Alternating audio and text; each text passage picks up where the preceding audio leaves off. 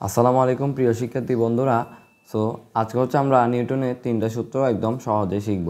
হ্যাঁ, তো নিউটনের প্রথম সূত্র বলছে হচ্ছে বাহ্যিক বল প্রযুক্ত না হলে, বাহ্যিক বলতে কি ভাই, বাহির থেকে কোনো বল প্রযুক্ত না হলে,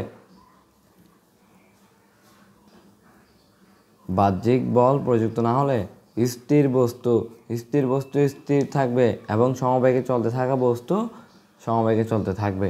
তো বাহ্যিক বল প্রযুক্ত না হলে, এই যে একটা স্থির বস্তু আছে, বলতেছে স্থির বস্তু, হ্যাঁ স্থির বস্তু নিলাম, এই স্থির বস্তুকে বাহ্যিক বল প্রযুক্ত না করলে স্থির বস্তু স্থির থাকবে।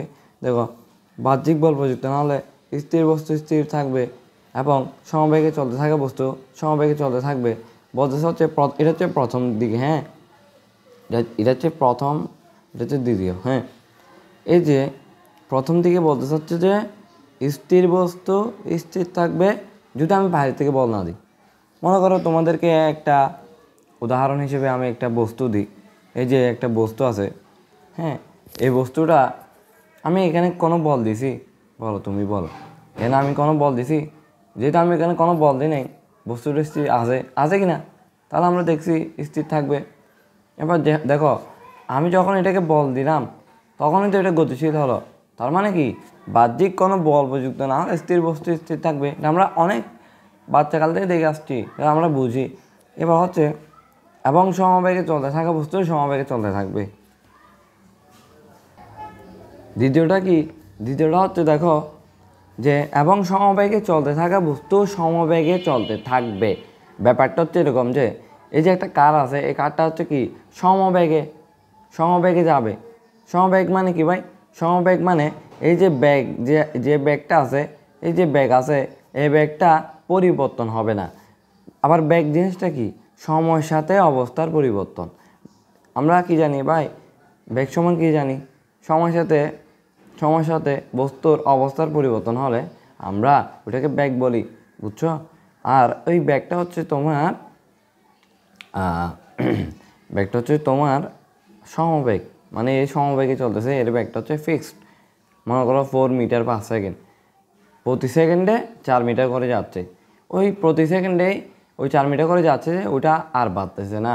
সে 2 সেকেন্ডে কত যাবে? 8, তারপর 3 সেকেন্ডে কত? 8, তারপর 3 4 12 মিটার যাবে। মানে এরকম 1 সেকেন্ডে 4 মিটার করে যাচ্ছে। এটা হচ্ছে সমবেগ। এই সমবেগে চলতে থাকা বস্তু সমবেগে চলতে থাকবে। ভাই আমরা তো এটা দেখি না, কোনো একটা বস্তু যখন এদিক দিয়ে যাচ্ছে তো এক সময় তো সে থেমে যায়। তো তাহলে সে থেমে কেন যাচ্ছে? মনে করো একটা বল আছে না, বলকে তুমি মাটিতে ছুঁড়ে মারার পর এক সময় এটা থেমে যাচ্ছে। এখন আমরা তো বলতেছি যে সমবেগে চলতে থাকা বস্তু সমবেগে চলতে থাকবে। তো এটা সমবেগে চলতেছে না কেন, থেমে কেন যাচ্ছে?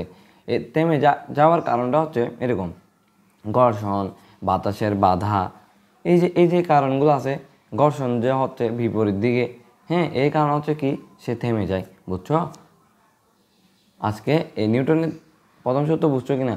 আসো আমরা দ্বিতীয় সূত্র আর তৃতীয় সূত্র জেনে নিই। এবার হচ্ছে আমাদের নিউটনের দ্বিতীয় সূত্র জানবো আর কি। তো নিউটনের দ্বিতীয় সূত্র বোঝার আগে আমি একটু দেখে নিই ভরবেগ জিনিসটা কি। ভাই আমরা ভর মানে কি জানি? ভরকে আমরা প্রকাশ করি কি ভাই? এম। কারণ এটা হচ্ছে মাস থেকে এম, ছোট হাতের এমটা নেওয়া হয়েছে, ভরকে এম দ্বারা প্রকাশ করি, বুঝছো? আর বেগ আমরা কী দ্বারা প্রকাশ করি? ভি। আর ভি কেন? ভি হচ্ছে ভ্যালোসিটি। হ্যাঁ ভ্যালোসিটি থেকে আমরা ভি নিয়েছি, এখান থেকে এম নিয়েছি, এখান থেকে ভি নিয়েছি। এই যে ভরবেগ, এই দেখো এখানে ভরবেগ মানে কি? ভর নিলাম, ভরের এম নিলাম, আর বেগের ভি নিলাম, এ এম ভি। এই ভরবেগকে আলাদা করে মানে একটা পি ধারা প্রকাশ করা হয়। হ্যাঁ, পি ধারা প্রকাশ করা হয় এই ভরবেগ মানে গুণ করে দিচ্ছে। কারণ একটা বস্তু যাচ্ছে একটা বেগে, তার ভরবেগের একটা পরিমাপ নিলে ওই বিষয়টা বোঝা যায়। হ্যাঁ, কারণ ওই বস্তুটাতে বেগে যাচ্ছে, তার মধ্যে ভরের কোনো চেঞ্জ নেই, ভরের কোনো পরিবর্তন হবে কি না? আমি 50 কেজি আছি, আমি একটা গাড়ি নিয়ে যাচ্ছি, আমি একটা বেগে যাচ্ছি। হ্যাঁ, গাড়ির বেগ মনে করো, গাড়ির ভর হচ্ছে, গাড়ির ভর, আমার ভর মনে করো 100 কেজি, আমার বেগ একটা আছে, 4 মিটার পার সেকেন্ডে যাচ্ছি। হ্যাঁ, তাহলে আমাদের ভর ইন্টু বেগ এই যে গুণফল হচ্ছে এটা একটা একসাথে কাউন্ট করা হচ্ছে। হ্যাঁ, এই ভর বেগ এটা হচ্ছে কি পি ইজিক্যাল টু mv। এখন নিউটনের দ্বিতীয় সূত্রে আমরা জানবো বস্তুর ভরবেগের পরিবর্তনের হার। বলতেছে কি জানো, এবার আসো আমরা একবার পড়ে নিয়ে বস্তুর ভরবেগের পরিবর্তনের হার। হার মানে কি ভাই? হার মানে হচ্ছে সময়, হার মানে হচ্ছে সময় টি এর উপর প্রযুক্ত বল। বস্তুর ভরবেগের পরিবর্তনের হার এর উপর প্রযুক্ত বলের সমানুপাতিক। মানে প্রযুক্ত বল কি জানো? এফ। এফ এর সাথে সমানুপাতিক, এটা সমানুপাতিক চিহ্ন। বলতে হচ্ছে বস্তুর ভরবেগের পরিবর্তনের হার। বস্তুর ভরবেগের পরিবর্তন কিরকম জানো? মনে করো এই বস্তুটা আর এইটা সেম বস্তু। হ্যাঁ, এটা M1 এর বস্তু, M1 বস্তু, এটাও M1 বস্তু। M1 বস্তুটা এদিক দিয়ে গেছে, এদিক দিয়ে গেছে। এখন তার বেগ কি জানো? তার বেগ হচ্ছে v1 এবং তার বেগ হচ্ছে কি এটা ইউদি। হ্যাঁ, আচ্ছা v1 আর এটা v2 দি। হ্যাঁ, v1 আর v2। এখন ব্যাপারটা হচ্ছে কীরকম, এখন M1 v1 M2 v2। হ্যাঁ, M2 v2 এটা হচ্ছে তার ভরবেগ। বেগ এখানে বেগ চেঞ্জ হয়েছে, এই বস্তুটা আরও যাবে, বুঝছো? এখানে বেগ আগেরটা ছিল। এখন ভরবেগের পরিবর্তন, ভরবেগের পরিবর্তনকে তুমি লিখতে পারবে হচ্ছে এরকম mv ডিভাইডেড বাই টি। টি দ্বারা ভাগ কেন করছে জানো? ভরবেগের পরিবর্তনের হার, প্রতি সময়ে ভরবেগটা চেঞ্জ হচ্ছে। এটা এই mv বাই টি, এই mv হচ্ছে এরকম, এই যে mv লিখছি এটা হচ্ছে তোমার m1 v2 minus m1 v1, বুঝছো? এটা হচ্ছে তার ভরবেগের পরিবর্তন। এই পরিবর্তনের হার যেহেতু হচ্ছে তাই এটাকে টি দ্বারা ভাগ করছি। আর এই যে del mv divided by t, এটা সমানুপাতিক হচ্ছে এফ এর সাথে এরকম। এখন আমাদের এবার আমরা বুঝছি, এটা ব্যাপারটা বুঝছি। হ্যাঁ, এবার হচ্ছে আমরা আসো অনেকটা পেজে যাই। আচ্ছা, এর আগে আমরা আবার একটু পড়ে নিই। এই যে বস্তুর ভরবেগের পরিবর্তনের হার, বস্তুর ভরবেগ এর পরিবর্তনের হার টি যারা ভাগ করছে এর প্রযুক্ত বলের সমানুপাতিক এবং যেদিকে বল প্রয়োগ করা হয় ভরবেগের পরিবর্তন করে সেদিকে। এবার আসো আমরা অন্য পেজে আসি। এই যে বস্তুর ভরবেগের পরিবর্তনের হার প্রযুক্ত বলের সমানুপাতিক। হ্যাঁ, এটাকে আমরা অন্যভাবে লিখতে পারি।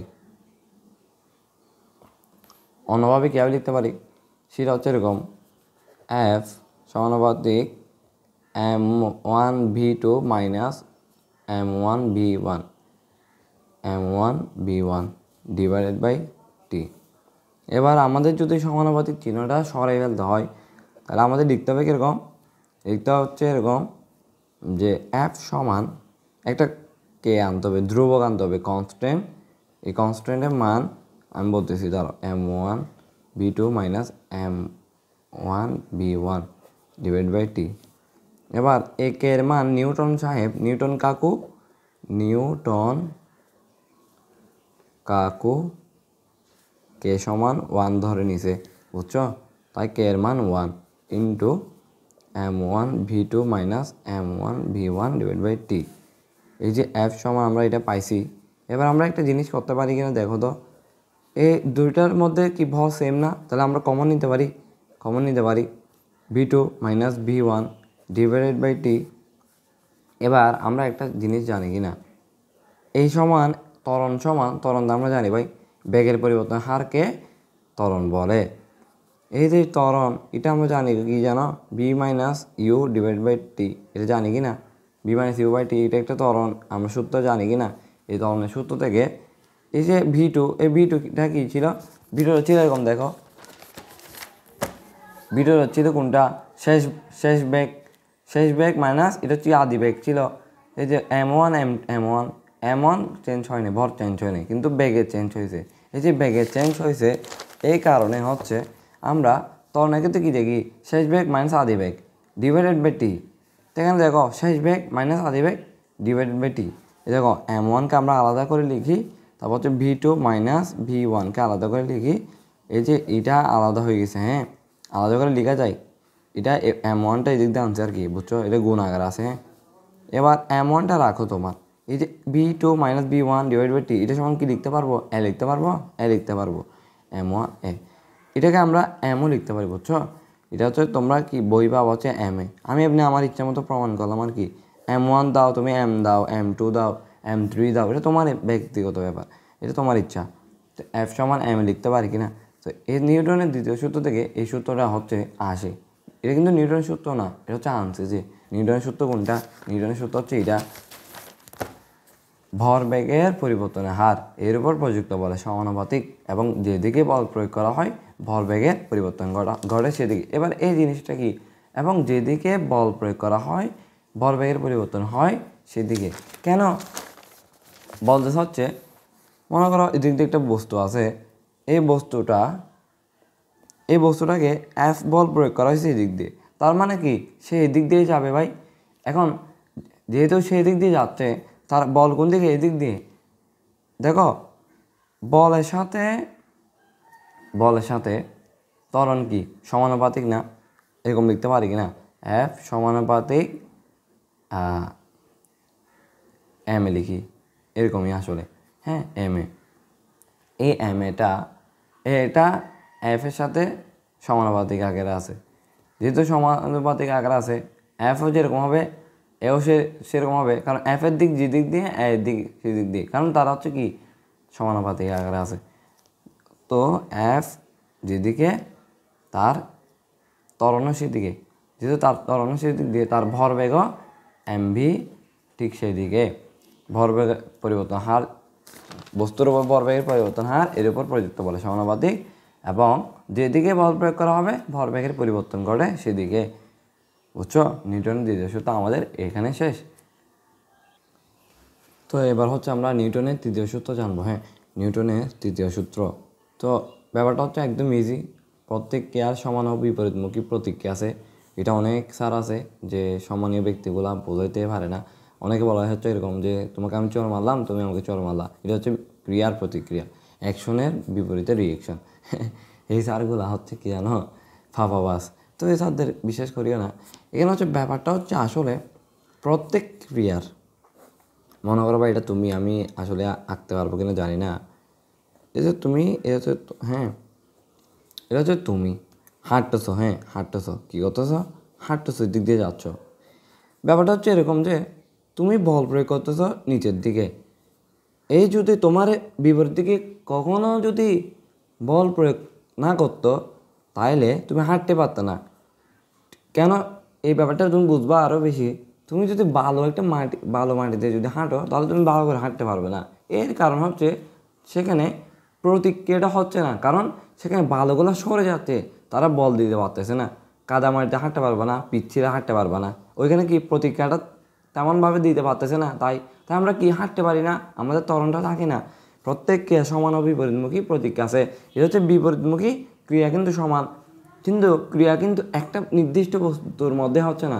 মনে করো তুমি পা দিয়ে হাঁটতেছো, তুমি বল দিচ্ছ মাটিকে, মাটি কিন্তু বল দিচ্ছে তোমাকে। বলটা কিন্তু ভিন্ন, বুঝতে হবে তোমার। বলটা কিন্তু এরকম না যে তুমি আমাকে মারছো, আবার এই জায়গায় আমি আবার মারছি, এই জায়গায় আবার মারছি, বলতে কীরকম? তুমি যে পা দিয়ে হাঁটতেছো, নিচের দিকে বল দিয়ে তো হাঁটতেছো, যখন নিচের দিকে বল দিয়ে হাঁটতেছো, যদি জায়গাটা যদি মসৃণ না হয়তো, অমসৃণ হয়তো বা পিচ্ছিল হয়তো বা ভালো জায়গা হয়তো, তখন তোমাকে সে ধরে রাখতে পারতো না, তুমি পাটা উঠে আরেক দিকে পা দিতে পারতো না। এই যে ক্রিয়ার সমান বিপরীতমুখী প্রতিক্রিয়া, এইটার মাধ্যমে তুমি হাঁটতে পারো। এই যে নিউটনের তৃতীয় সূত্র এতই সহজ, বুঝছো? ঠিক আছে, আল্লাহ হাফেজ সবাইকে। পরবর্তী নেক্সট ভিডিওতে দেখা হবে ইনশাআল্লাহ। আসসালামু আলাইকুম ওয়া রাহমাতুল্লাহ।